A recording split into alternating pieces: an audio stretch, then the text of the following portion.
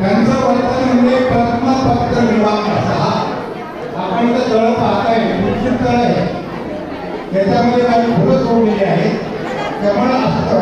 ते 24 तास पाण्यामध्ये राहतं, परंतु ते पाण्याला स्पर्श होत नाही आपल्या, आणि त्याच्या पाण्यावर पडलं किंवा त्या पापीवर पडलं तर ते पाणी लगेच भरगवून जात. तसा मामांचा स्वभाव. मामा आर्थिकदृष्ट्याही कोणा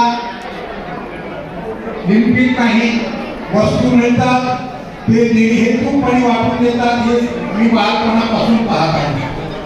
आज आपण मामांना पाहतो, आपण करतो किंवा मामांना आपण भेटायला जातो. पूर्वी आपण काय करायचो, अधिकाऱ्याला भेटायला गेल्यानंतर अधिकाऱ्याच्या हातात सुपारी द्यायचो, नारळ द्यायचो आणि गळा भेट घ्यायचो. परंतु मामा आता तसं करत नाही. मी पहिलं मला वाटत होतं की मामा असं का करतात, पंथीय रूढीचा वेगळं मामा का करतात. ठेवायचं वेगळावर, ठेवायचं समोर ठेवा, हात लावतात त्याला, आता घेत नाही. मग मी विचार केला की बरोबर आहे, मामा जे करतात ते बरोबर. शास्त्रीय दृष्ट्या, वैदिक दृष्ट्या, हिंदू धर्माच्या रीतिरिवाजाप्रमाणे त्यावेळेस आपण कोणत्या ज्येष्ठ व्यक्तीला भेटतो, आचार्यांना भेटतो, त्यातल्या त्यात विशेषतः संन्यासी आचार्यांना भेटतो, त्यावेळेस ते संन्यासी असतील आणि धर्माच्या शंकराचार्य किंवा त्यांचे महामंडळीचे वगैरे असतील, ते हातात ती वस्तू घेत नाही, दिलेली वस्तू हातात घेत नाही, तर त्याच्या बाजूला ठेवतात. याच्या पाठीमागे शास्त्रीय कारण आपल्याला सांगितलं गेलं आहे की अधिकारांचा हात द्रव्य निपुण देवा, फुटावून देवा, असं काहीतरी शब्द आहे. मला तो कोणता शब्द आठवत नाही. की अधिकारांच्या हातामध्ये आपण दिलेली दक्षिणेने त्याचा हात फुटावू नये, विकल्पाच्या मनामध्ये संतोष नाही.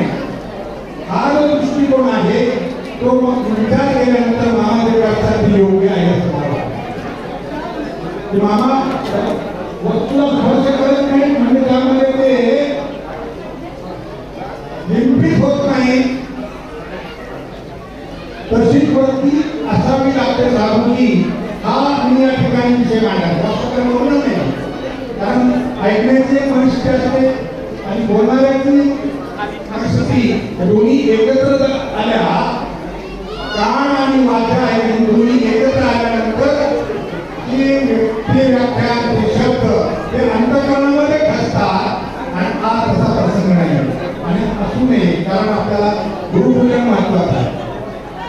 आता मामांनी अकोला, अमरावती, विरजपूर या भागामध्ये जो 10 दिवसाचा दौरा काढला होता, तो मी व्हॉट्सअपवर जे पाहिलं तो मला अविस्मरणीय दौरा वाटला. मामांनी आतापर्यंत अनेक भागामध्ये गेले ना, परंतु या दौऱ्यामध्ये मला विशेषतः असं जाणवलं की मामांनी आपल्या स्वभावाचं, विस्फोटेचं ठामपणे प्रतिपादन केले.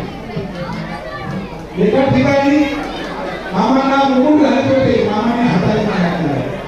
बाहुबंद घालत होते, बाहुबंद घालत होते, मामाने विचारून सांगितलं नाही नाही नाही.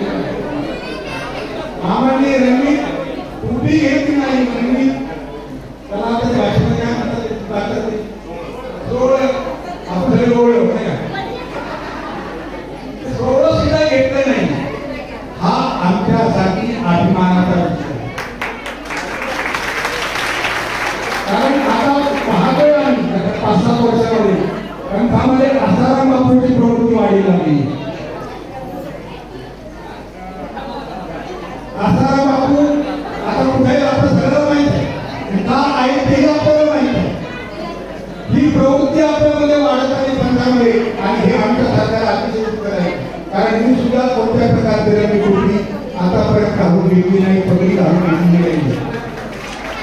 आणि मामांना 5-6 वर्षापूर्वी म्हणालो, मामा तुम्ही टोपी घालताय, आम्हाला अडचणीचा विषय.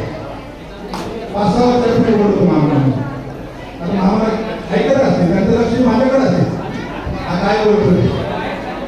तर मामांनी ते आज स्वतःच्या कृतीने ते सिद्ध करून दाखवले की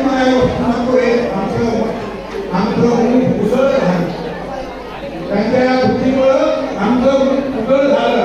आणि अशाच व्यक्तिमत्व आमचे पाय हे मातीला स्पर्श करत नाही, मातीला स्पर्श करत नाही. त्यांच्या आपल्या विचारामुळे त्यांची एक वेगळीच उंची पंथामध्ये आली आहे. व्हॉट्सअपवर तुम्ही ऐकलं असेल, वाचलं असेल की गळामध्ये काठी नाही, हातामध्ये मंगटी नाही, मिलनवाला नाही, जगदचामर नाही, कोणती उपाधी नाही, मामावर स्वतःची गाडीही नाही. अशी ती गोष्ट आली, ती फार सुंदर गोष्ट होती. मला अतिशय भावली ती.